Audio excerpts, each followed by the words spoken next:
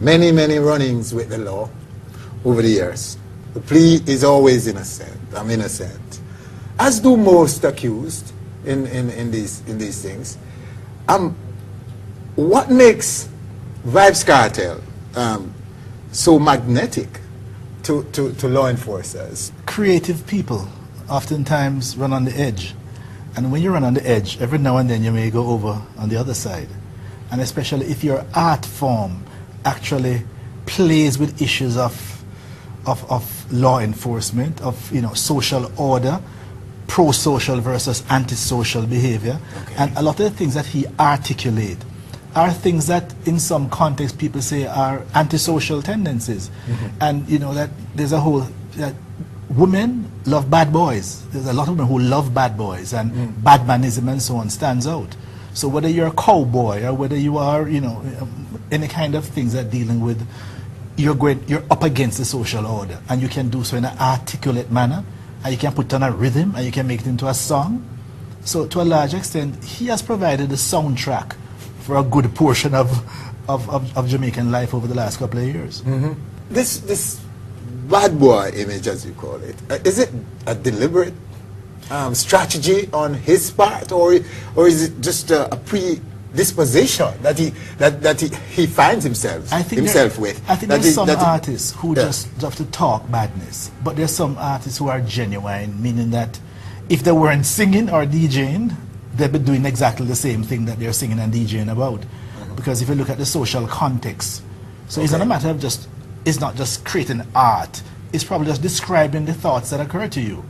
Now the fact that there's a music genre that accommodates this. In the US, there's a music genre that accommodates these kind of thoughts. Okay.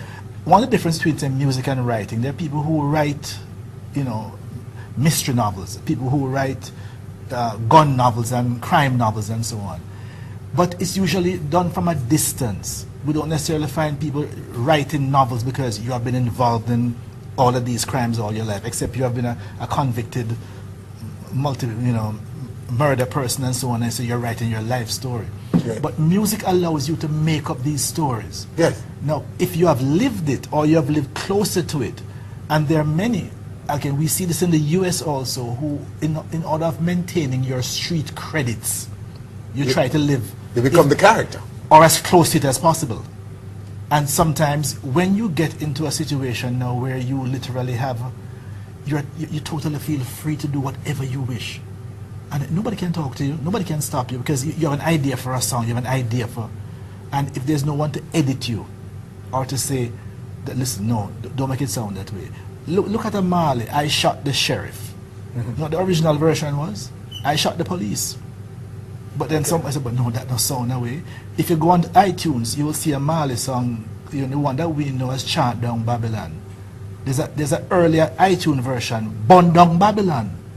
So serious, somebody said, but no, boy, it's sound that way, Right. So come and record it as, come and chant down Babylon, so it's more poetic. So when somebody has unbridled freedom as such, then ultimately self-destruction becomes even more possible, because there's no checks and balance in terms of the things you think. So one so big, one so powerful, one so popular, how do you get, who could control a Vybz Kartel? I predicted a couple of years ago that ultimately Vybz Kartel would self-destruct. Oh, yeah? That was my prediction, because once, it's like an athlete, a talented athlete, but then you become uncoachable, because you know everything about every tactic and every play. We have seen a couple of artists who have evolved like this. Once you get to the point that, manager, producer, promoter, you have all the angles. So ultimately, that's how nature handles it. Because I think at his status, when you become world boss, next thing is intergalactic, Superman. But with all these runnings with the law, he has never been really seriously charged of anything. He has never been incarcerated and so on. Is it that the police is targeting this guy and others like him, or are they really involved in criminal activities and so on, but are very smart and know how to cover their tracks? What's the truth? Well, I don't know for sure, but if you look at certain certain social entertainment activities. For example, how many crimes or violent crimes are associated with theater activity?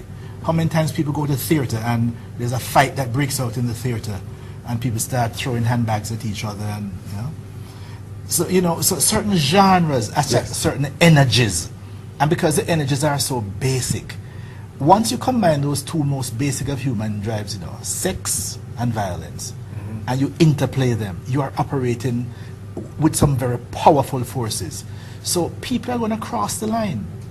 So the police, when the police raid, look how many times Mavada's dance or brashes have been at the last minute just locked down. Or once the police cordon off a dance, you feel fairly sure you're going to come out there with something that people aren't supposed to have, as opposed to cordon off a gospel concert. Okay. So it's the associations with the genre that drives it.